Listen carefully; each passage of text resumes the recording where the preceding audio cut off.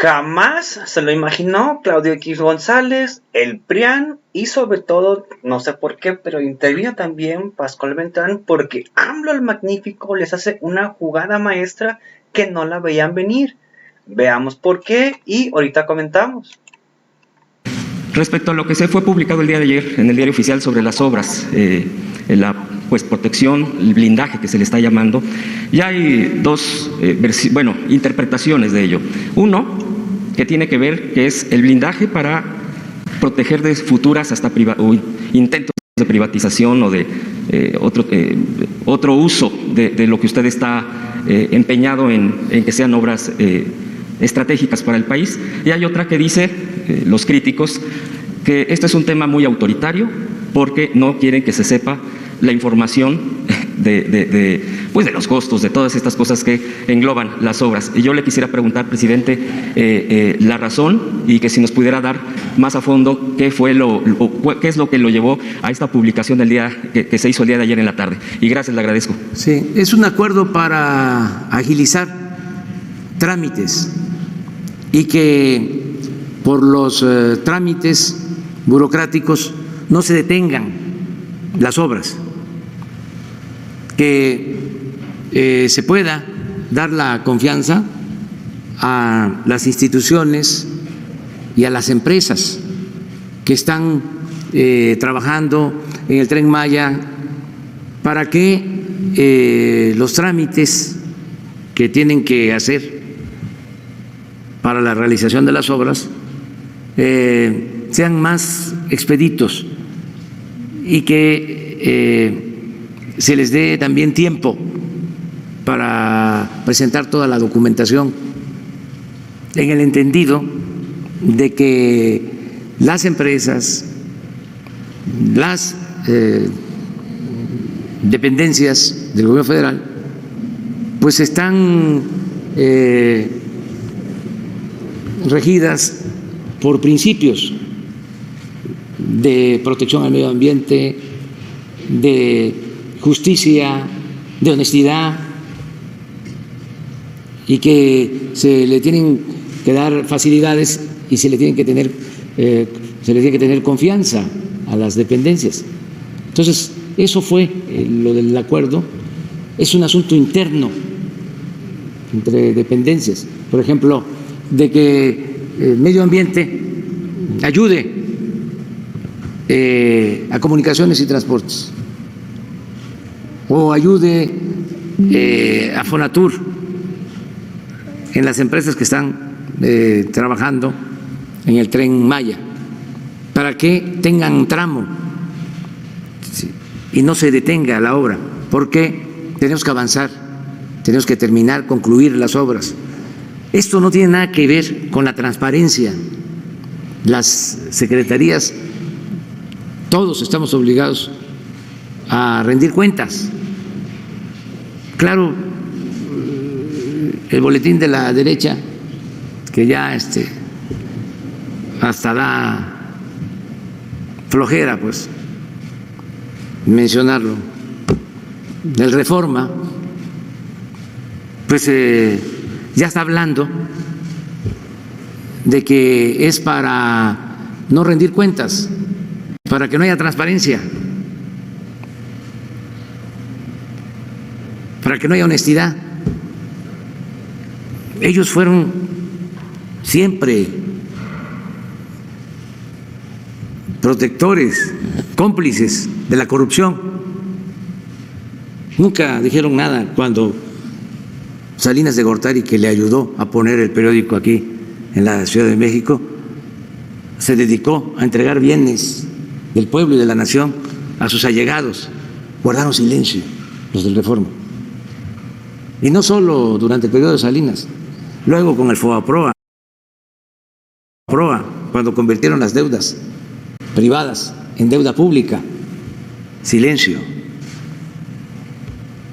Desde luego, silencio en los 2 sexenios de corrupción del PAN, cuando entregaban obras sin licitar a gente cercana a ese partido. cuando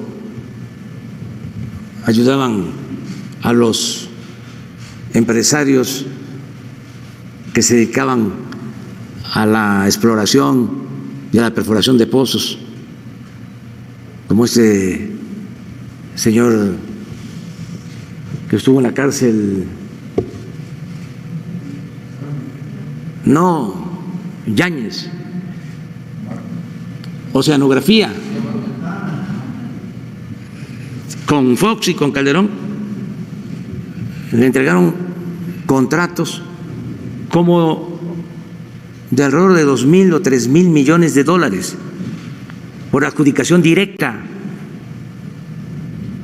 Y vean si en el Reforma apareció algo. Y lo mismo, ¿qué dijeron cuando de manera completamente irregular, sin transparencia, sin hacer siquiera una reunión del Consejo de Administración de la Comisión Federal de Electricidad, otorgaron contratos para la construcción de gasoductos, contratos leoninos, engañando de que necesitábamos gas porque se iban a construir 12 termoeléctricas? No se construyeron las termoeléctricas, pero se contrató el gas. ¿Y saben?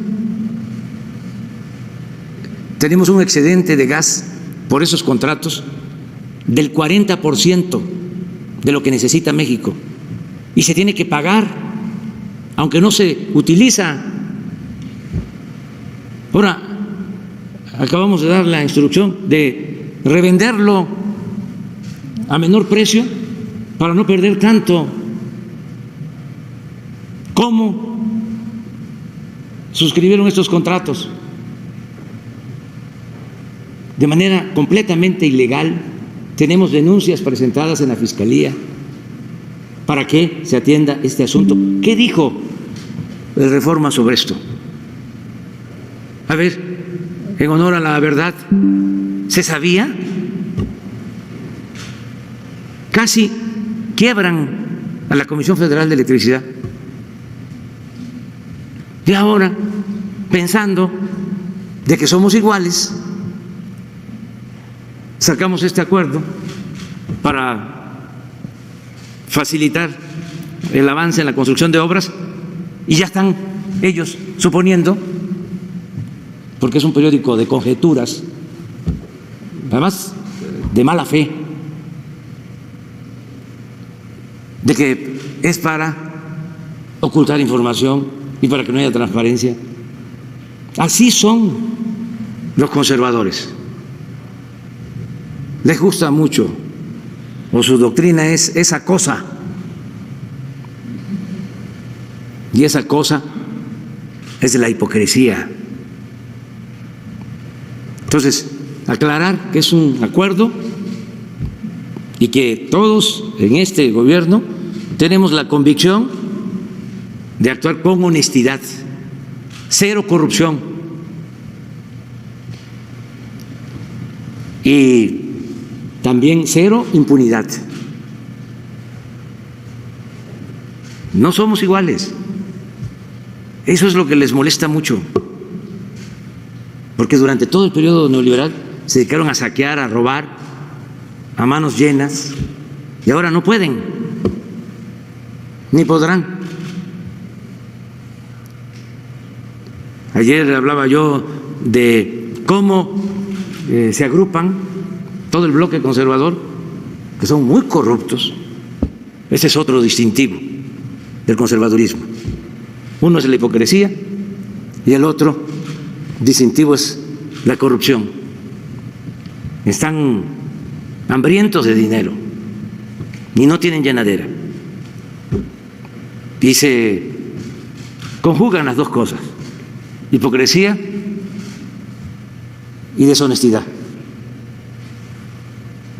Bueno, hablaba yo de cómo están aliados para seguir manteniendo privilegios y contratos que benefician a una minoría y que perjudican a la mayoría de los mexicanos. En el caso de la reforma eléctrica, un hombre íntegro, honesto, con ética, con moral, y diría verdaderamente cristiano, no estaría defendiendo la ilegalidad, la injusticia, defendiendo el lucro. Si arreglaron ellos porque eran los dueños de México y ajustaron el marco legal a sus intereses, porque los legisladores estaban a sus servicios, modificaron la Constitución como quisieron, para saquear, para robar. Bueno, legalmente pueden ellos gozar de privilegios, pero ya hay una realidad distinta.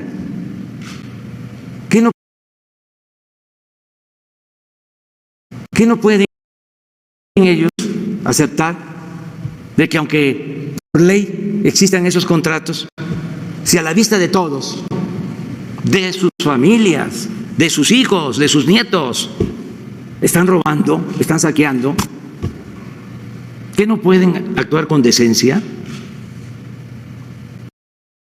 Quiere decir, hay una nueva realidad. Esos son contratos abusivos en donde yo pago, que soy empresario, que soy comerciante de grandes vuelos, pago menos por la luz que una familia de clase media o que una familia pobre, y eso es una injusticia. Como el señor de Oxxo, y lo voy a seguir diciendo, no se va a poner la mano en el corazón y va a seguir aceptando, nada más porque es legal, de que sus Oxxos están alumbrados siempre como si fuese de día, y la tienda de abarrotes del señor, la señora, o la señora porque ya falleció su esposo, que de eso mantiene a sus hijos, un tendero pobre, tiene que desconectar sus congeladores para no pagar más luz, porque la cuota o la tarifa que se le cobra a ese abarrotero es mayor que la que se cobra al Oxxo, que son miles en todo el país de una gran empresa, nada más porque el señor del Oxxo financiaba y sigue financiando a políticos que están a su servicio y que hacían y deshacían, hacían lo que les daba la gana y tenían tomado, secuestrado al gobierno, y el gobierno, en vez de representar a todos, era un gobierno al servicio de una minoría rapaz. Pues eso ya no debe de seguir existiendo, y ojalá y ellos mismos se vayan convenciendo y se pueden hacer negocios. Estaban platicando que vino uno de los gerentes o presidente del consejo de JP Morgan, del banco famoso, una reunión con algunos de estos empresarios, y empezaron a quejarse que la reforma eléctrica, que no sé, qué otras cosas, ¿no? A quejarse. Y ese señor, muy inteligente, callado, le dijo: oiga, ¿y cómo les ha ido a ustedes? Dice que viene un silencio y luego, no, pues nos ha ido bien. Entonces, les dijo el señor: nosotros tenemos otra visión de México, de afuera.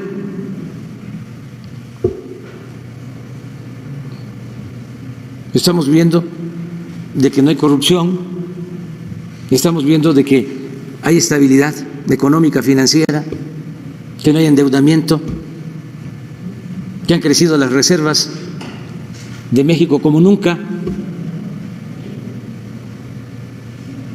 Ya, los cayó. Por eso, contesto esto del acuerdo. Ni siquiera es un decreto, es un acuerdo interno para facilitar y que podamos terminar las obras, porque ¿cuántos días nos faltan para terminar el aeropuerto Felipe Ángeles? Pues como 120 días, más o menos. ¿Se imaginan si a Claudio y X González, papá e hijo, porque actúan de manera coordinada y conjunta, junto con el exministro Cosío, se les ocurre que hay que meter un amparo para detener la obra, porque está muy lejos el aeropuerto, porque eso es lo otro que traen, que está muy lejos, o que va a hacer mucho ruido, y nos presentan un amparo.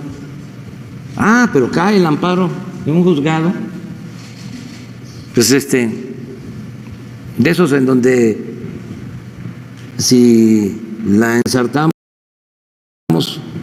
perdemos, y si no la ensartamos también.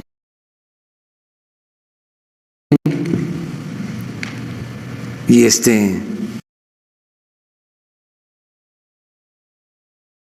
pues ya no terminamos. Y en el caso del Tren Maya,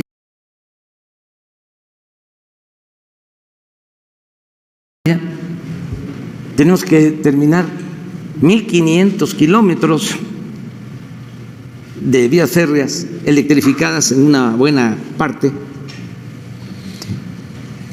con trenes, para finales del 2023. ¿Qué quisieran? ¿Que fracasáramos? ¿Que no se concluyera la obra? Pues no, tenemos que terminarla. No se me va a olvidar. Y también el Reforma en ese entonces. Y pueden ir a la hemeroteca, porque yo no digo mentiras. Y además tengo pruebas cada vez que hago un señalamiento. Me acuerdo que cuando íbamos a construir los segundos pisos, que era yo jefe de gobierno, hace 20 años, él reformó una campaña en contra. Bueno, Salinas llegó a decir que se iban a caer. Y amparos, hasta del finado Burgoa, que era una gente preparada, pero con el que se podía tratar.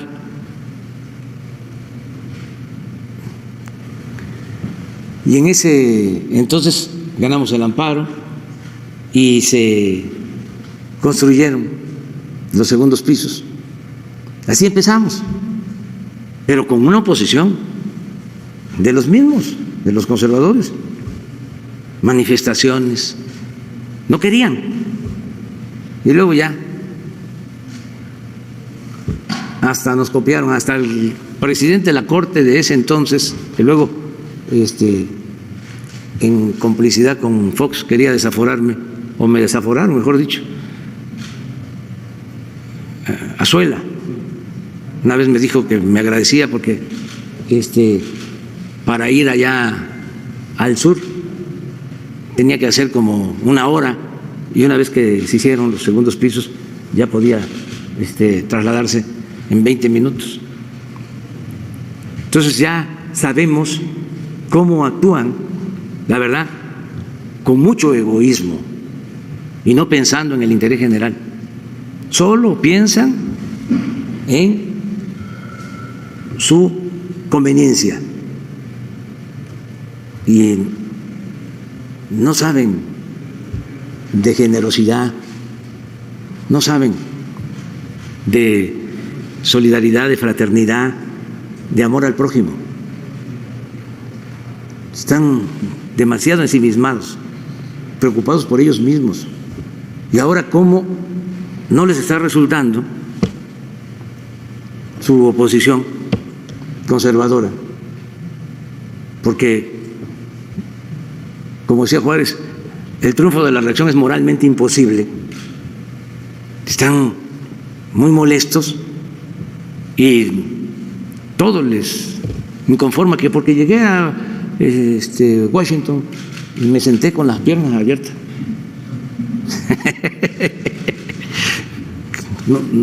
No crucé mis piernas.